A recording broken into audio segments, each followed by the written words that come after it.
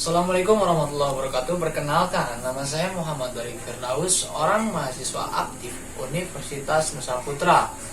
Hari ini saya akan mempresentasikan di mana presentasi tersebut adalah untuk memenuhi tugas akhir saya, tugas akhir semester dari mata kuliah Sejarah Desain.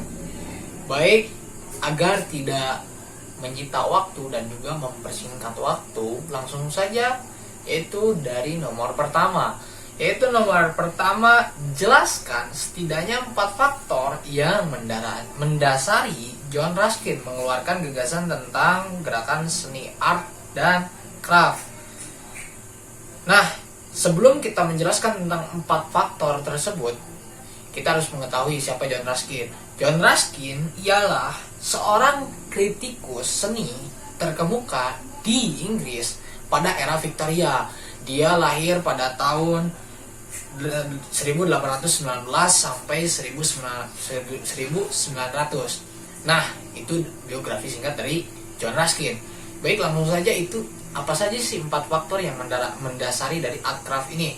Yang pertama adalah Ruskin mendukung sekularitas gotik dan penggunanya di gedung-gedung baru dan gereja. Lalu yang kedua adalah Ruskin percaya pada kekuatan seni untuk mengubah kehidupan orang-orang yang lebih tertindas oleh buta huruf visual daripada kondisi material yang buruk. Lalu yang ketiga, keyakinannya adalah tidak ada kekayaan daripada atau selain kehidupan. Nah, yang keempat, yang terakhir adalah seni itu berkontribusi pada kesehatan spiritual manusia. Semua seni hebat berasal dari moralitas yang dalam. Nah, itu adalah seni art craft yang mendasari dari gagasan John Ruskin. Lanjut, sekarang nomor 2. Nomor 2 itu apa? Yaitu jelaskan setidaknya 4 faktor karakteristik yang khas dari karya seni gerakan art and craft. Apa saja? Yang pertama yaitu sederhana, tidak berlebihan. Dan yang kedua adalah motif alam, yang maksudnya adalah di mana motifnya itu art and craft lebih merujuk pada flora dan fauna, dan itu memang sumber penting untuk gaya dari art and craft tersebut. Lalu yang ketiga adalah komunal. Apa itu komunal? Komunal itu diproduksi satu orang ahli atau sekelompok kecil. Maksudnya adalah tidak diproduksi massal, hanya oleh lini produksi kecil.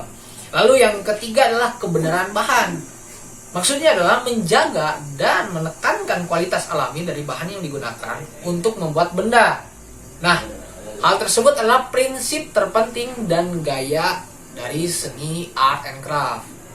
Itu dari 4 faktor yang khas untuk dari karya seni gerakan art and craft. Baik, lanjut lagi kita ke nomor 3. Nomor 3, ada apa sih nomor 3? Nomor 3 yaitu sebutkan ciri khusus dari karya seni art nouveau. Ingat ya, seni art nouveau. Sertakan dengan 3 contoh dan berikan penjelasan pada masing-masing contoh. Nah, dari yang ketiga ini, yaitu saya tidak akan memberikan sebuah ciri khasnya itu banyak. Ciri khas yang terpenting saja. Yang pertama dari art nouveau ini adalah ornamennya itu emosional. Yang kedua psikologis dan sensualitas. Dan yang ketiga, ornamennya itu terinspirasi dari flora, yang dimana itu penuh dengan sulur-sulur dalam ukiran kelopak bunga yang cenderung tampil berlebihan agar terlihat memang emosional. Untuk contohnya, saya akan menjelaskan satu contoh saja. Satu contoh seperti gambar ini. Nah, di sini kita bisa lihat visualnya di mana seorang wanita itu terlihat sensualitasnya dan juga dengan gayanya yang eksentrik, dan terlihat dari ukiran kelopak bunga, dari ornamen-ornamennya dan bentuk bulan sabit itu terlihat seperti memang gaya-gaya Eropa, seni-seni gaya Eropa, dan memang itu termasuk dalam art nouveau. Dan untuk contoh yang lain seperti ini. Nah, itu saja itu dari contoh dan penjelasan art nouveau. Lanjut yang keempat. Ada apa dengan yang keempat? Yaitu apa yang membedakan dengan gerakan seni art and craft dengan art nouveau? Jelaskan. Nah, yang membedakannya itu yang pertama ada art and craft. Art and craft itu adalah gerakan estetika Inggris dan Amerika yang terjadi di akhir abad-abad ke-9 dan terjadi di awal-awal abad ke-20. Sedangkan ada yang dinamakan dengan art nouveau. Apa itu art nouveau? Art nouveau itu adalah sebuah gaya desain dekoratif seni rupa modern dua dimensi dan arsitek internasional itu pada tahun 1880 dan 1890, sekitar 10 tahun lah ya. Nah, itu penjelasan yang memang membedakan antara art and craft dan art nouveau. Lanjut sekarang nomor 5. Nomor 5 itu sebutkan 3 faktor utama dari lahirnya seni Bauhaus. Gerakan seni Bauhaus itu bisa dibilang adalah gerakan seni yang flat atau datar atau tidak mempengaruhi dari 3 dimensi. Nah, lalu apa saja faktor yang lahirnya gerakan Bauhaus ini? Yang pertama yaitu lahirnya revolusi industri di daratan Eropa pada awal abad ke-20.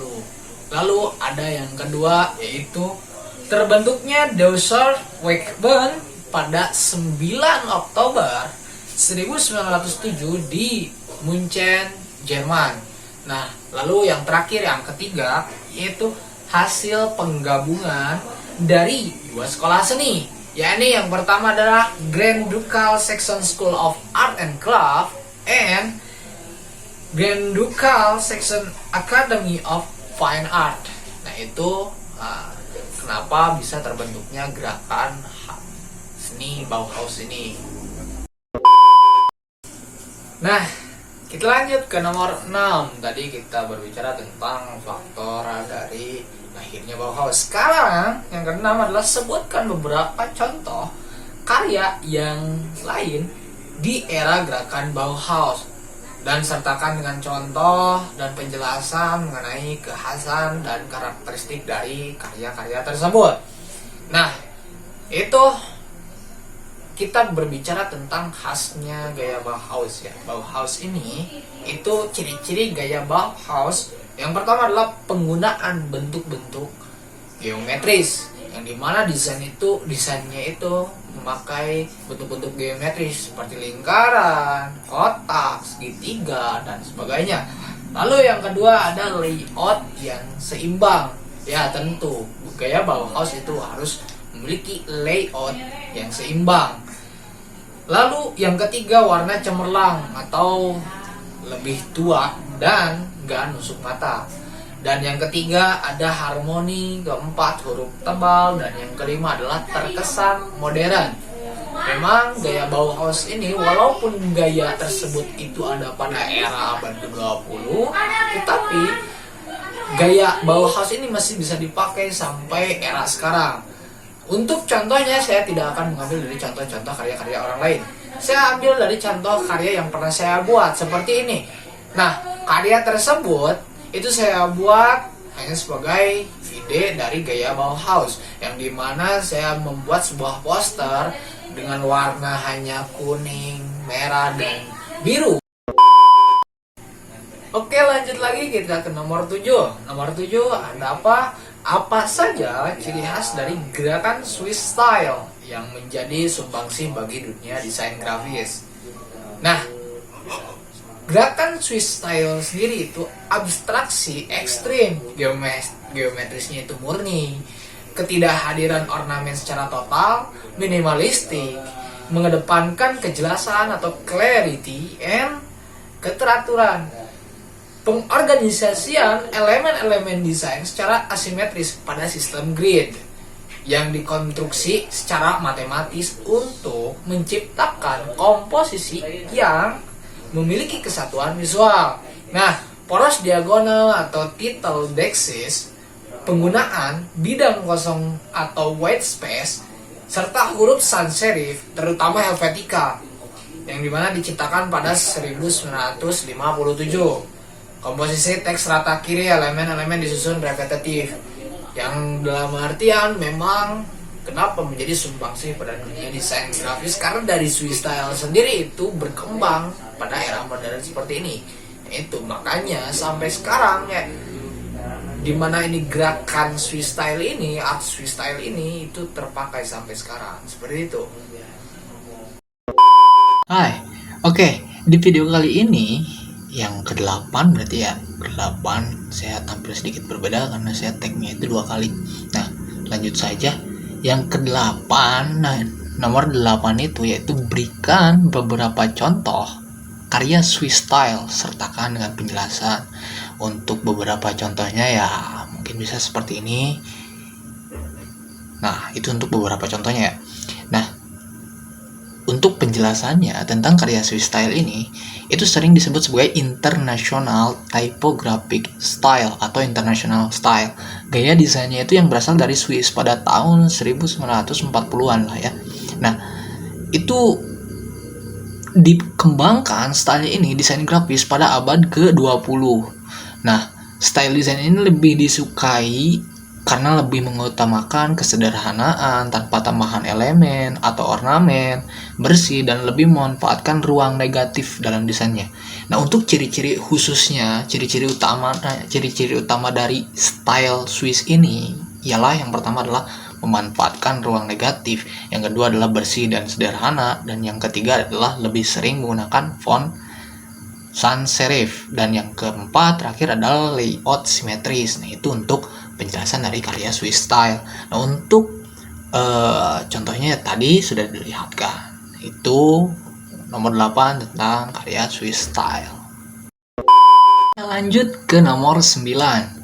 Yang 9 itu pertanyaan soalnya seperti ini: apa prinsip dasar dari lahirnya gerakan seni pop art? Jelaskan beserta konsep yang ditawarkan oleh beberapa penggagasnya. Nah, dalam penggagas dan pop art, gerakan seni pop art tersebut, saya tidak akan mengambil banyak hal. Mungkin ada 2 saja gitu kan. Yang pertama ada Roy Lichtenstein. Itu dia lahir di Manhattan, Amerika Serikat tahun 1923, tanggal 27 bulan Oktober. Nah, meninggal di Manhattan, Amerika Serikat 29 September 1997 pada umur 73 tahun. Nah, dia adalah seorang pop art berkewarganegaraan Amerika Serikat, di mana sebagian besar pekerjaannya itu sedikit banyak dipengaruhi baik oleh iklan-iklan terkenal dan buku-buku komik. Menurutnya, pop art bukanlah karya Amerika, tapi hanyalah industri lukisan saja. Jadi intinya pop art menurut beliau adalah itu bukan dari Amerika, tapi percaya bahwa itu bebas untuk siapapun dan hanya untuk industri lukisan saja. Nah, untuk yang kedua ada yang terkenal di dunia desain yang bernama Andy Warhol. Beliau lahir 6 Agustus 1928, meninggal 22 Februari 1987 pada umur 58 tahun.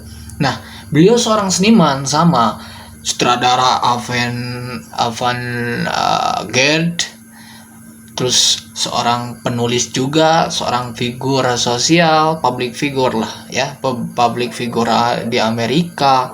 Lalu Andy Warhol ini bisa dibilang tokoh yang paling berpengaruh dan paling terkenal dalam sejarah perkembangan pop art. Intinya dalam sejarah seni, Andy Warhol ini memang terkenal dalam dunia desain, dalam dunia seni. Beliau sangat terkenal karena memang dalam perkembangan pop artnya. Sebelum menginjakkan kakinya di dunia seni murni, ia adalah seorang ilustrator komersial yang sukses dan mendapatkan bayaran tinggi di New York. Itu seorang Andy Warhol.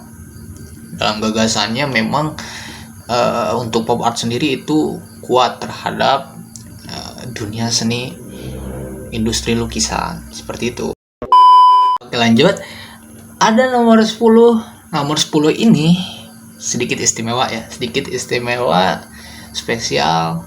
Karena kenapa? Dalam penjelasannya soalnya seperti ini, berikan beberapa contoh karya pop art dari toko pop art, sertakan dengan penjelasannya. Nah, jadi begini. Yang pertama saya ngambil dari Andy Warhol yang tadi di nomor 9 itu dijelaskan tentang Andy Warhol, tentang terkenalnya dan emang sangat selebritis lah ya di sana gitu kan. Nah, Andy Warhol ini karyanya itu ya seperti ini nih. Nah, ini untuk karyanya itu Marilyn Monroe. Tapi di sini dia menamakan karyanya sebagai Marilyn Diptych oleh Andy Warhol. Ciri khasnya adalah penggunaan media cetak sablon. Jadi Andy Warhol ini dalam pop artnya itu menggunakan media cetak sablon, dicetak, di print. Nah, untuk membuat lukisannya itu memang subjek dan objek ikoniknya atau khasnya meliputi kaleng sup Campbell, lalu ada berita koran, ada tentu saja Marilyn Monroe. Nah, itu dari Andy Warhol. Lalu ada yang kedua. Nah, yang kedua ini mungkin dari orang-orang yang udah bergelut di dunia desain grafis, ilustrator, pasti sudah pernah mengenal, bahkan mungkin kenal, ada yang sudah kenal karena dia lahir di Indonesia. Siapa? Yaitu yang bernama Pak Weda Abdul Rashid. Nah, mungkin dari kata Weda sudah paham ya.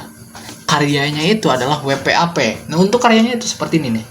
Nah, ini karya dari WPAP sendiri. Seperti kita lihat, memang terlihat banyak warna, terlihat memang dimensinya itu terlihat berbeda, seperti memang wah ini ngebentuk manusia nih. Nah, seperti itu. Nah, Pak Weda mengatakan seperti ini, karena usia mata saya pun bermasalah, tapi saya masih ingin terus berkarya. Kata Pak Weda seperti itu. Maka saya mencoba style baru dengan tracing yang bermartabat, yang memang beda dari yang lain. Sistem tracing yang tidak tunduk, penuh pada apa yang dilihat. Khas lain dari WPAP sendiri adalah tidak ada garis lengkung atau bidang yang terbentuk oleh garis lengkung atau curve ya. Lengkung itu yang dibilang oleh Pak Weda. Jadi WPAP sendiri itu dari namanya sendiri, Weda Pop Art. Seperti itu untuk WPAP. Jadi Weda Pop Art Portrait ini itu khusus buatan dari Pak Weda. Nah, untuk Pak Weda memang mengembangkan sampai ke kancah luar negeri. Oke, lanjut ke nomor 11. Nomor 11 ada apa? Nomor 11 yaitu momen-momen penting apa saja sih yang menjadi tonggak sejarah perkembangan desain grafis di Indonesia. Berikan dengan penjelasannya. Nah, tadi kita berbicara tentang Pak Weda yang ada di nomor 10. Pak Weda bisa termasuk dalam tonggak sejarah, walaupun hanya masuk dalam tahun 2000-an. Itu Pak Weda. Dia mengembangkan WPAP sampai akhirnya banyak yang minat, sampai kancah luar negeri pun banyak yang mengikuti aliran yang telah dia buat. Nah, lalu ada pada tahun 1959 itu ada mesin cetak pertama kali didatangkan ke Indonesia atau Batavia pada kala itu pada tahun 1969. Industri percetakan di wilayah Nusantara berkembang sejalan dengan penerbitan surat kabar dan buku yang diperkirakan berkembang sejak abad ke-17. Nah, ketika mesin cetak pertama kali didatangkan ke Pulau Jawa pada tahun 1659, karena tidak ada operatornya, mesin itu menganggur sampai berpuluh-puluh tahun karena memang mungkin banyak yang tidak tahu cara memakainya, cara mengoperasikannya, sampai akhirnya ya menganggur berpuluh-puluh tahun. Tapi tujuan misionaris ini mendatangkan mesin cetak ini erat kaitannya dengan niat mereka untuk mencetak kitab suci dan buku-buku pendidikan Kristen. Nah, selain mencetak kitab suci, mereka juga menerbitkan surat kabar berhaluan berpendidikan Kristen. Untuk fotonya itu mesin cetak pertama kalinya seperti ini. Nah, ini untuk mesin cetak pertama kalinya di Indonesia, desain grafis yang ada di Indonesia. Para pembaca koran berbahasa Belanda di Hindia Belanda yaitu di Indonesia yang dulunya memang dikatakan Hindia Belanda. Di awal-awal keberadaannya adalah orang-orang Eropa, kalangan bumi putra yang menjadi priai kaum Tionghoa untuk keperluan dagang, dan orang-orang Indo atau Belanda. Barulah pemerintahan jajahan di bawah Dandelas yang berperan besar dalam urusan mencetak dengan membentuk percetakan negara yang berurusan dengan mencetak peraturan Belanda. Nah, itu mesin cetak pertama kali di Indonesia. Lalu ada pada tahun 1744, yaitu iklan pertama di Hindia Belanda, 17 Agustus 1744. Hindia Belanda berarti Indonesia. Perintis tumbuhnya iklan di Hindia Belanda adalah Jan. Kalau dalam bahasa kita berarti untuk zaman sekarang Jan, tapi untuk zaman dulu J itu menjadi Y. Jadi Jan Peter Zoon Coin. Dia pendiri Batavia dan Gubernur Jenderal Hindia Belanda tahun 1619 dan 1629. Dia membentuk sebuah komunitas yaitu bernama PPPI, yaitu Persatuan Perusahaan Periklanan Indonesia, mengakuinya sebagai tokoh periklanan pertama di Indonesia. Nah, itu pada tahun 1744. Untuk Jan Peter Zoon Coin tersebut itu orangnya seperti ini. Nah, itu untuk beberapa dari tonggak sejarahnya desain grafis yang ada di Indonesia. Lanjut ke nomor 12. Nomor 12 itu pertanyaannya seperti apa? Nomor 12 itu pertanyaannya itu berikan beberapa contoh karya desain grafis yang mewakili perjalanan sejarah desain grafis di Indonesia. Yaitu ada yang pertama pada tahun 7 Agustus 1744 edisi perdana surat kabar cetak yang bernama yaitu De Batavia Xenophilus, terbit 4 halaman, hanya 4 halaman pada waktu itu, dicetak dalam layout 2 kolom, ukurannya sedikit lebih besar daripada folionya. Nah, lalu ada yang disebut dengan organisasi desain grafis pertama di Indonesia, terbentuk pada tanggal 25 April 1980 dan diresmikan pada tanggal 24 September 1980 dengan nama Ikatan Perancang Grafis Indonesia atau disingkat dengan IPGI. Bersamaan dengan diselenggarakannya sebuah pameran besar bertajuk Grafis 80, karena 80 ini maksudnya adalah 80-an, tahun 80-an di Jakarta yang berlangsung hingga tanggal 30 September 1980 di Wisma Seni Mitra Budaya, Jalan Tanjung 34, Jakarta. Nah, posternya itu ya seperti ini. Sebenarnya ini tuh bisa dibilang brosur ya, tapi bisa dibilang sekaligus poster juga. Itu pameran grafis pada tahun 80-an dirancang oleh Cahyono Abdi. Oke, terakhir di nomor 13. Di nomor 13 ini yang paling terakhir ya. Cari serta sebutkan beberapa gerakan seni dan desain yang lain yang tidak tersampaikan di dalam materi perkuliahan yang telah diberikan. Intinya saya harus mencari materi tentang gerakan-gerakan yang memang belum pernah diperlihatkan, belum pernah dikasih materi perkuliahannya oleh mata kuliah sejarah desain tersebut. Nah, saya sudah mendapatkan hanya 3 saja yang akan saya sampaikan, yaitu yang pertama adalah hampir tidak bisa dibedakan antara dunia maya olahan komputer dengan dunia imajinasi kita. Nah, tatkala seseorang terlibat secara digital dengan perangkat lunak atau permainan virtual atau video game ya sekarang. Nah, seorang anak yang hidup pada akhir abad ke-20 sekarang, berarti 20-an, 20-21. Nah, akan lebih mengenal Crash Bandicoot, ada Resident Evil, Tekken, Soul Blade, and ada Final Fantasy, daripada memang Cinderella, Zorro diistilahkan dengan sebutan dunia hyperrealistis. Atau Gandhi, mereka sejak kecil telah akrab dengan dunia simulasi digital dan permainan virtual atau dapat diistilahkan dengan sebutan dunia hyperrealistis. Nah, permainan ini kemudian digiring lebih masuk lagi kepada diri dengan head-mount display. yang menjadikan peristiwa digital seolah dekat dengan retina mata dan dikendalikan melalui joystick atau cyber glove. Imaji bentuk virtual secara real time kemudian membentuk diamorphosis atau imaji ganda yang membangun multi persepsi di dalam otak. Kita bukan hanya pengendali atau terlibat dalam permainan perangkat CD, melainkan juga dapat pula mencipta sesuatu yang baru sama sekali melalui penamaan kartu-kartu memori.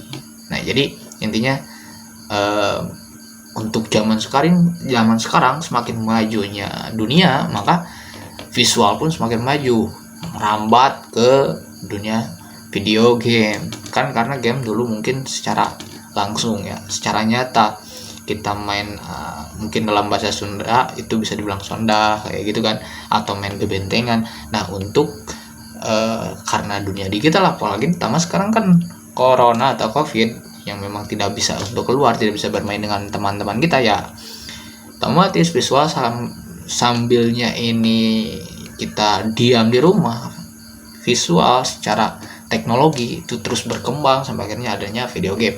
Lalu ada seorang desainer atau produsen dapat melihat sendiri mungkin karya dunia virtual yang nantinya akan dibuat melalui helmet display atau sentuhan cyber glove, atau bahasa singkatnya adalah VR, virtual reality. Jadi ketika menonton video atau main game itu terlihat sangat nyata karena memakai helm atau kacamata yang ditutup.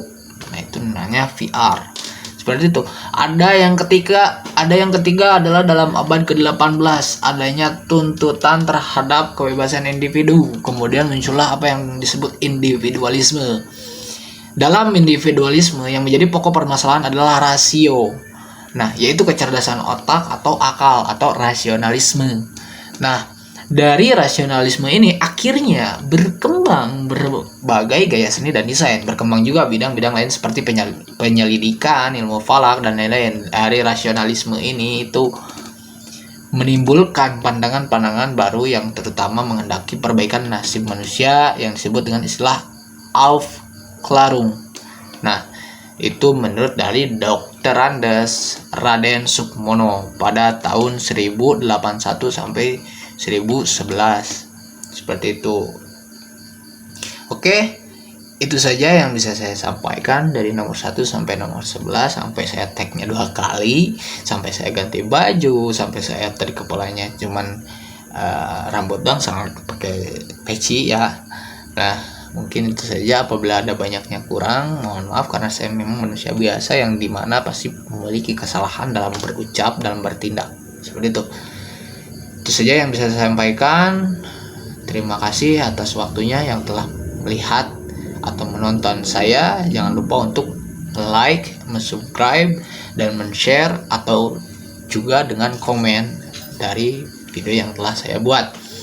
Assalamualaikum warahmatullahi wabarakatuh.